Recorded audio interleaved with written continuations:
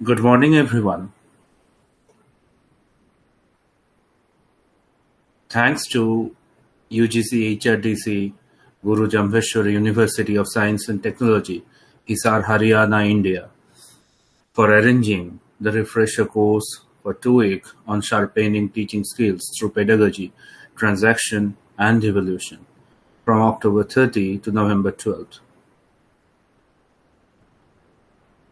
For the course, I am recording today's class, and today's class is on my favorite poem by William Wordsworth, The Daffodils.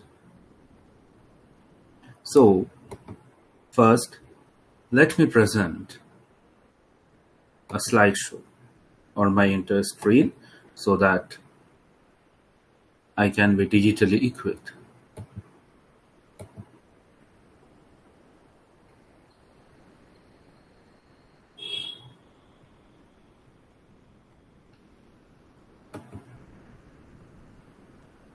I wandered, lonely as a cloud that floats on high over vales and hills, when all at once I saw a crowd, a host of golden daffodils, beside the lake, beneath the trees, fluttering and dancing in the breeze. Friends, let us see what the poet might have seen while his visit in the Lake District. First, they sees a view of Lake District. Look how beautiful it is. And then they sees the daffodils beside the lake.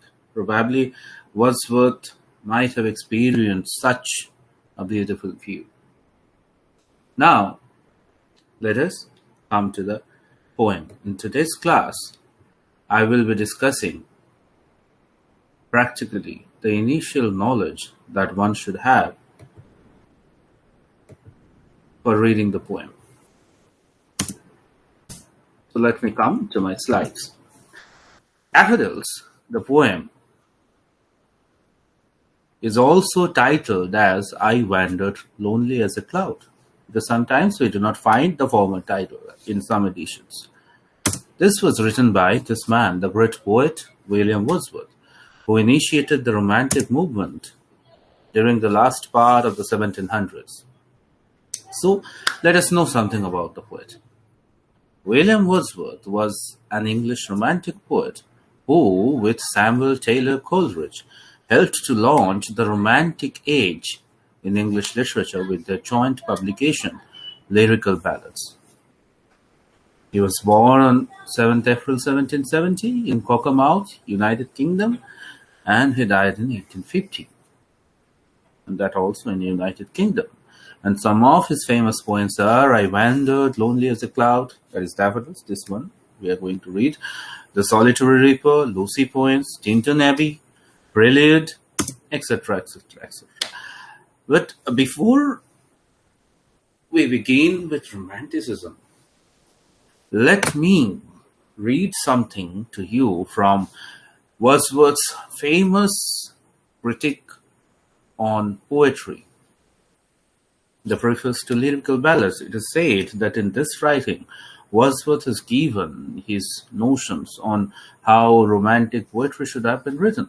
So let us see what he has to say about poets and poems. In spite of difference of soil and climate, of language and manners, of laws and customs, in spite of things silently gone out of mind and things violently destroyed, the poet binds together by passion and knowledge the vast empire of human society, as it is spread over the whole earth and over all time. The objects of the poet's thought are everywhere, though the eyes and senses of man are. It is true, his favorite guides, yet he will follow wheresoever he can find an atmosphere of sensation in which to move his wings. Poetry is the first and last of all knowledge. It is as immortal as the heart of man. So look, the very thing is that this quotation is full of emotional shifts from soil, climate, language, suddenly laws, customs, and then violently destroyed. This tells a story, Romantic poetry is the brainchild of romantic movement, and romantic movement is typically related to a socio-economic and political movement during the 1790s. Can you guess what it is? The French Revolution, my friends. The French Revolution, which called out for equality, fraternity, and liberty, ultimately was frustrated as it gave birth to another despot, Napoleon. These intellectuals, as it happens in every country, these intellectuals were all in support of the rebellion, the revolution. Their honor, their pride were all dedicated to them. And if you read writings by the Romantic poets during the revolution, you will find how dedicated they were. And suddenly, everything got frustrated and they thought of taking a seclusion in nature. In the lap of nature, these poets, with their superior thinking capability, suddenly found different responses from nature. And that ultimately gave rise to Romanticism, And it is arguably the largest artistic movement in the late 1700s.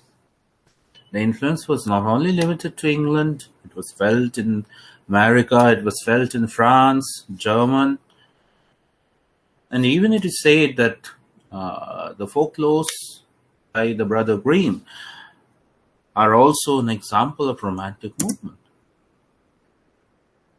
Let us know some of the traits of Romanticism. The Romantic poets cultivated individualism, reverence for natural world, idealism, physical and emotional passion, and an interest in the mystic and supernatural. Romantics set themselves in opposition to the order and rationality of classical and neoclassical artistic pursuits to embrace freedom and revolution in their art and politics. Now, we know about the English Romantic poets like Wordsworth, Coleridge, Shelley, Byron, Keats. Let me name some German Romantics: Friedrich Schiller, Johann Wolfgang von Goethe, some French like Victor Hugo, American like Walt Whitman, Edgar Allan Poe, and even amidst the modern poets, we find the traits of Romanticism like Baudelaire, the Paris Plane famous book, and Rainer Maria Rilke. I know who have read Amitabh Ghosh, The Hungry Tide. They cannot forget the name of Rilke and his Romanticism. That is one of the very prevalent topic of the book. Amitabh Ghosh deals very prominently with the subject of Rilke's Romanticism and the Romanticism in every visionary life. Now, let me tell you one thing. Continuously, I am saying Romanticism, Romanticism. What is Romanticism? Practically, in literary sense, Romanticism is something which is not real. Not in the sense, quote unquote, untruth.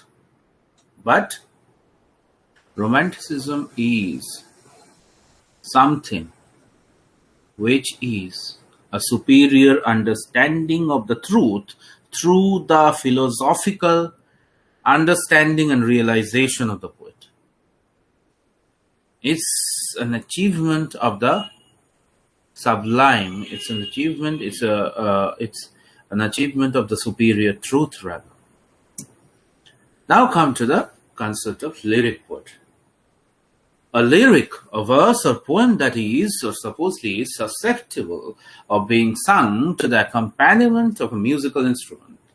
And that's why, sometimes when you see any music album, you find lyrics. Or that expresses intense personal emotion in the manner of suggestive of a song. Lyric poetry expresses the thoughts and feelings of the poet and is sometimes contrasted with narrative poetry and verse drama, which are relative in the form of a story. Elegies, odes, and sonnets are all important kinds of lyric poetry. Now, let me give some basic concepts regarding the poem.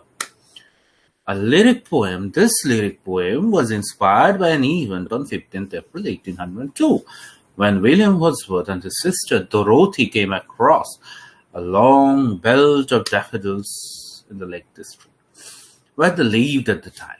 Written in 1804, it was first published in 1807 in Poems, which was published in 2 volumes, and a slightly revised version was published in 1815. It is written in 4 6-line stanzas with an ABABCC rhyme scheme, often referred to as Daffodils. It is one of England's most famous poems. Okay, so these poems, what are these? Although its lines are profoundly engaged with the realities of life on the ground, like the flowers, the waters, the wind, they are written in form above. Wordsworth is determined to establish a visionary dimension to the poem, like something philosophical, like a host of golden daffodils, like expressions like bliss of solitude. So this is the thing. It reminds you of another poem, the Tintern Abbey, the same kind of philosophical realization which is connected to our realization of our surrounding, the nature, and the effect of nature on human psyche. These are the things that Wordsworth has often tried to narrate and tried to narrate it perfectly. And that's why when we are in search of our inner self, we often restore to Wordsworth and his poetry, like our relation with diverse elements like earth, water, air, and rising to a climax in which the limit in both time and the human mind are challenged. Something somewhere to a sublime level we reach when we read Wordsworth. So, today we will end here. In the next class, I will be reading with you the poems, and then practically we will end our class in next 2 or 3 sessions. Okay. So this is for now. Thank you.